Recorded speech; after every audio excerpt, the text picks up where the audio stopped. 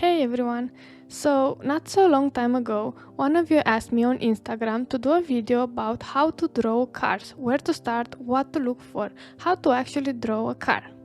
So in this video, I'll be showing you step by step how to draw this amazing car, a Ford Thunderbird. I think it's a model from 1957.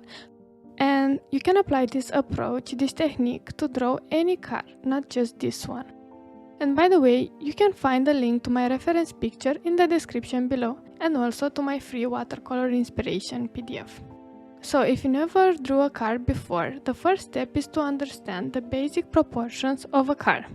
And that's why right now I'm sketching this car in elevation and in plan. When drawing a complex object like a car, it's good to try to fit it into a box and then draw that box in perspective.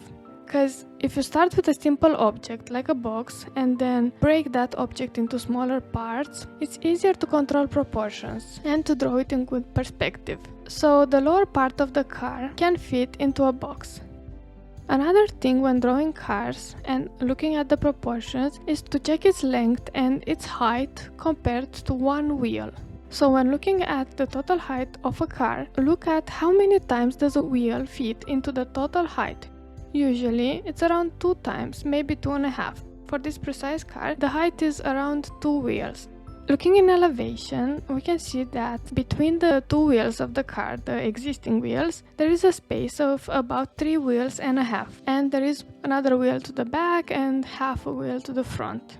You don't have to follow these exact measurements, but by being close enough, you'll get a believable drawing. So now after I do the car in elevation and in plan to sort of get the idea of the proportions of its size, I continue by drawing a box in perspective. So start by drawing a simple horizontal box in perspective. The height of the box can be around the top of the headlights, and it can also be just under the windscreen, so just under the windows. And as you see, I started with drawing in 2-point perspective this box that we mentioned. And if you don't know how to use 2-point perspective, in short, the idea is that all the parallel lines from reality will converge to a vanishing point. But because this is 2-point perspective, we will have 2 vanishing points. So all the parallel lines from one side, let's say the length, all the lines that represent the length of the car will converge to one vanishing point far away to the right. And all the lines that represent the width of the car will converge to one vanishing point that is far away to the left. And vertical lines remain verticals in 2-point perspective. Just that in order to convey depth, the depth from reality to convey it on our 2D drawing, we'll have to make them smaller and smaller as they are further away in reality. So that's 2-point perspective, super short. So after drawing the box, we can continue with placing the wheels. And the wheels are quite tricky, and that's because we need to draw ellipses. In reality, the wheels are cylindrical objects, but because we see them from a side and in perspective, we have to draw them as ellipses. And try to let go of perfectionism. The idea is to not get stuck and to keep going, because with practice, you'll get better. Okay, coming back to the wheels, so we draw them as ellipses on one side, we look at the elevation to sort of keep in mind the proportions, and then we can translate them to the other side, the back side. But even if that side will not be visible in our drawing, it's a good idea to place those wheels so you sort of get a feeling of the structure and that your drawing is well connected from one side to the other. And having those construction lines will transform your drawing in a more believable drawing because you see more of the process.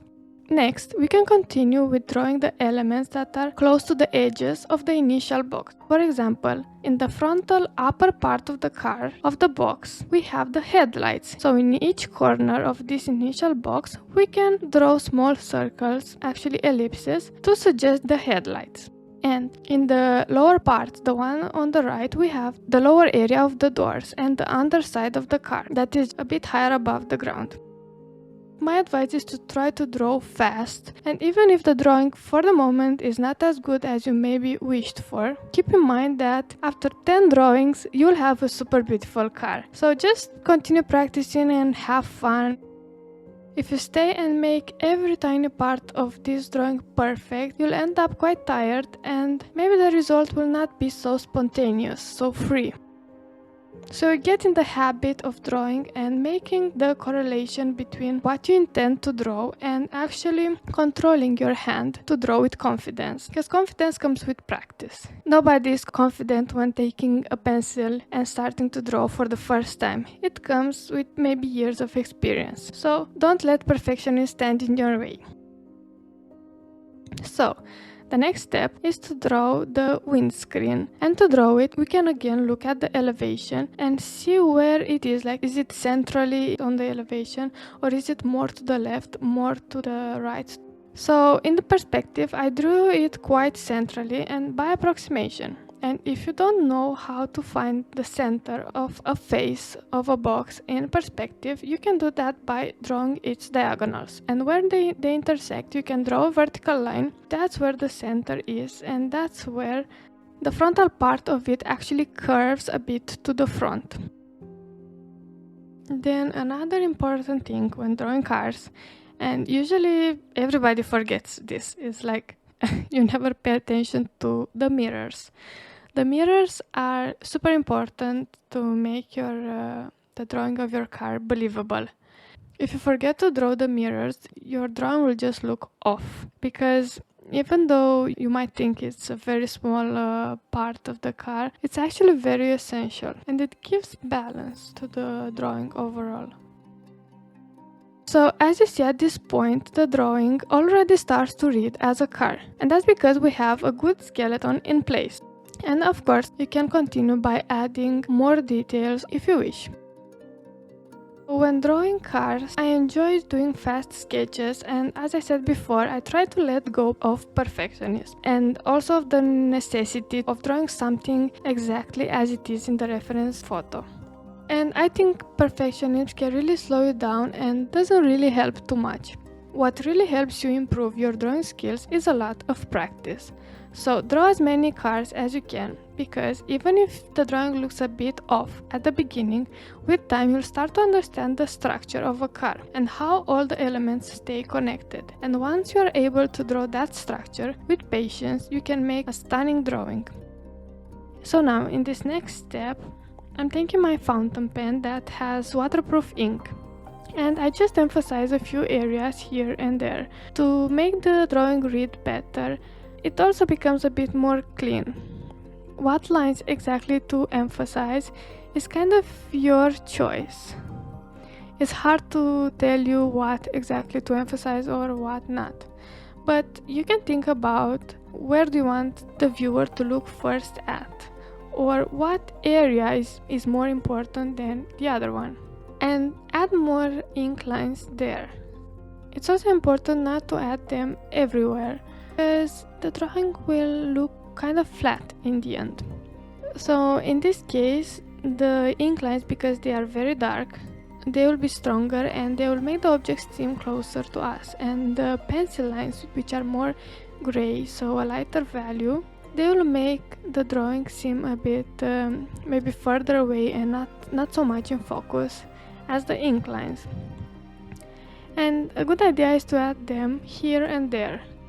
I will add more details on the wheel that is closer to us, and also some shadows, because having some shadows, it really gives volume and depth to your drawing. Now I'll finish this drawing by painting it with watercolor, and I'll mainly use just one color, which is a Pyrrole Red from Daniel Smith, and you can see all the supplies that I used in the description below. In order to have lighter values, just add a bit more water to the paint, and then to have darker values, just use more pigment and with less water. The idea when painting this car is that the paint, this material, is very shiny, and when you have a shiny texture, the highlights, they are very sharp. That's why if you look at the headlight that is closer to us, just above it, you see a very light, almost white highlight. And there is a sharp edge between the darker values, the intense red, and the white highlight. This is something that is specific to very shiny textures, like the paint of this car, and also glass, also stainless steel, and any other shiny material that you can think of. But if, for example, you would have a more rough texture, let's say like a carpet, or like a trunk of a tree, which has a lot of small deviations that go up and down. And then in this case the highlights will be more diffuse. There will be like a soft gradient from dark to light and not such a sharp line. So it's important, in order to convey the shininess of this car, to have a few strong highlights. So I continue with painting the car with this spiral red in layers. And for example, the interior of the car, which we see through the windscreen, as you see, I painted with the lighter value just because the glass takes some of the color and then we don't see it so vivid. And it also conveys the fact that it's further away. So as you see, the most vivid areas painted with red in this drawing are in the frontal side of the car, in order to convey depth, so to have more contrast as it is closer to us and leave it a bit more loose further away. It's important also to suggest the shadows and to ground the car. That's why I tried to paint this shadow, and I really loved how it was at the beginning. Now looking at this video, how it was at the beginning just with a bit of red. But then I thought of adding some cold color in the mix to make a contrast and make it maybe vibrate a bit more, so I added a bit of blue. And I think it looks okay, but I don't really love it. I preferred how it was just with the red. But feel free to experiment with the blue like I did, or with other color, or just leave it red if you give this drawing a try.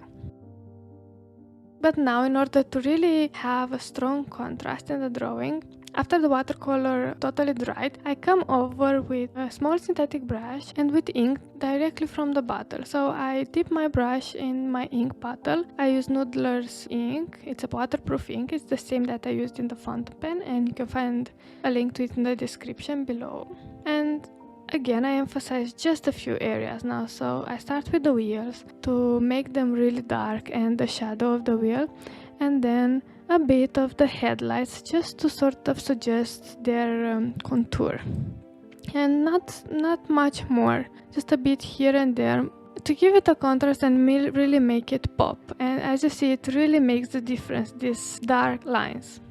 So if you don't know when to stop with adding these dark ink strokes, try to take a break for a moment, take a step back and look at your drawings from a distance. Because when you look too long at the same drawing, what happens is that your eyes get used to seeing it, and it becomes harder and harder for you to observe it, to observe where it needs more details and where not.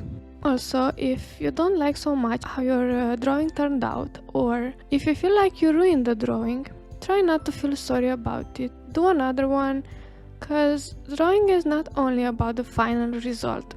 It is much more about the process of doing it, of creating and of expressing yourself and what you enjoy, what you like. So always try to enjoy the process. That's the most important advice that I can give to you. And I really hope you've enjoyed this time watching my drawing process and my tips. And if you want even more tips, consider subscribing to my email newsletter, because I send extra tips there from time to time. And if you decide to also draw this car and follow my tutorial, please share it with me as well. And it can be by tagging me on Instagram, or it can also be by sending me an email. Now, take care!